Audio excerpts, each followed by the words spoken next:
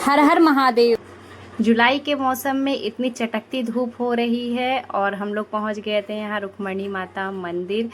तो ये बहुत ही प्राचीन मंदिर है और जो भी द्वारिकाधीश के दर्शन करता है तो रुक्मणी माता मंदिर ज़रूर जाता है, नहीं तो हमारी यात्रा जो है वो पूरी नहीं मानी जाती है, ऐसा कहा जाता है।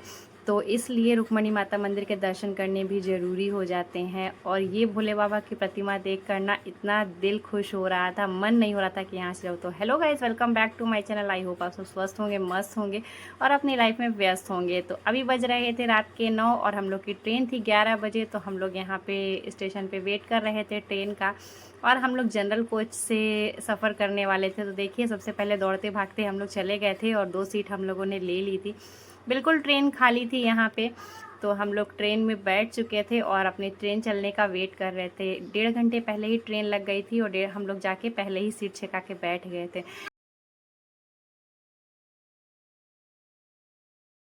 और मुझे ना थोड़ी सी प्रॉब्लम हो रही थी क्योंकि मैंने साड़ी पहन रखी थी। साड़ी पहन के सफ़र करना सच में बहुत ही मुश्किल काम है, लेकिन फिर भी मैंने सफ़र किया और जैसे तैसे करके हम लोग पहुंच गए। सुबह पूरा रात हम लोग का सफ़र चला 7-8 घंटे। उसके बाद हम लोग पहुंच गए द्वारका रेलवे स्टेशन।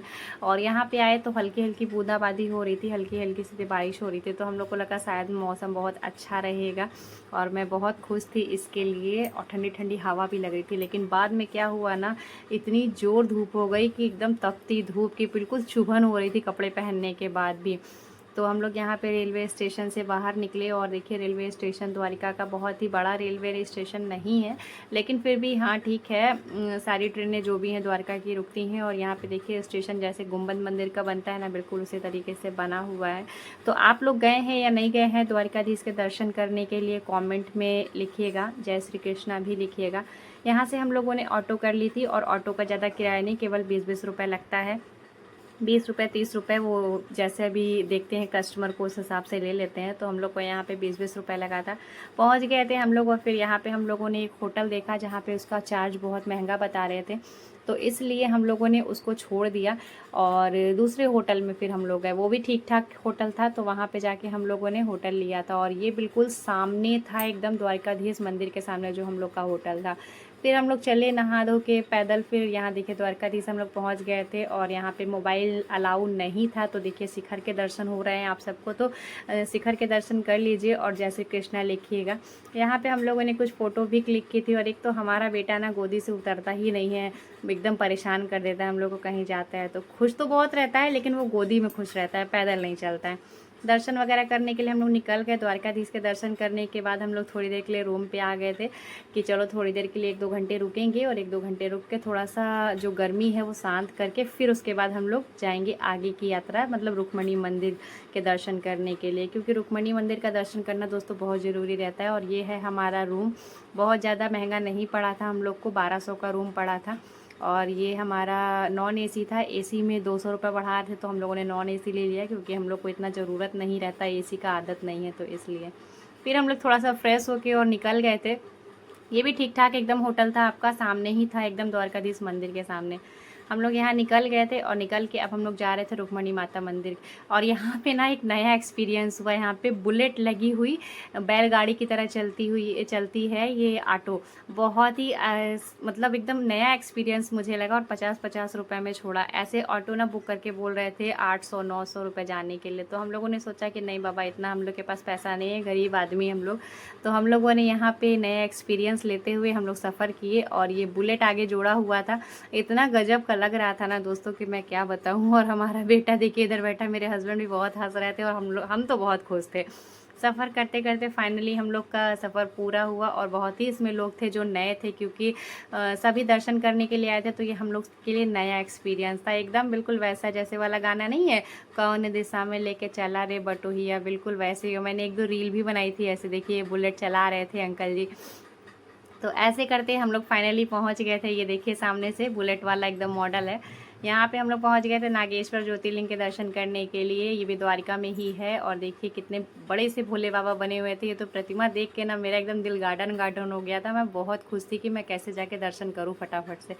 फिर हम लोग गए। और यहाँ पे ना बहुत अच्छी बात ये है कि मोबाइल भी ले जाना अलाउ है। और दूसरी चीज़ कि आपको दर्शन बड़े आराम से होते हैं ज्योतिर्लिंग के।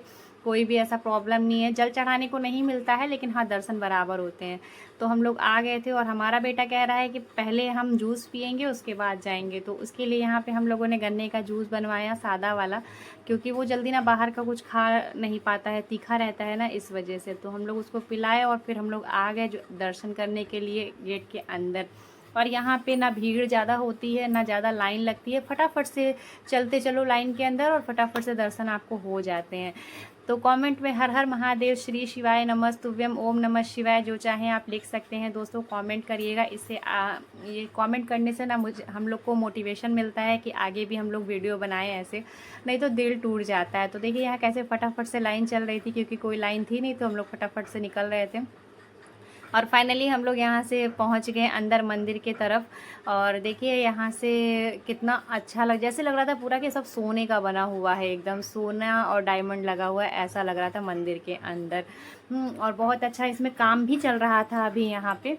तो हम लोग दर्शन किए और दर्शन करके सच में बहुत अच्छा लगा। और फाइनली दोस्तों मेरे 6 ज्योतिर्लिंग के दर्शन हो गए। मैंने अपने जीवन में सोच रखा है कि जब तक सांस है तब तक कम से कम 12 ज्योतिर्लिंग के तो दर्शन कर ही लें। और ये देखिए यहाँ पे आपको भी लाइव दर्शन हो रहे हैं भोलेनाथ के। तो हर हर महादेव ज़रूर लिखिएगा। यहाँ पे ये चांदी का शिवलिंग बना हुआ है, बहुत ही अच्छे से दर्शन हुआ था। हम लोग वहाँ पे 2 मिनट 3 मिनट रुके भी थे।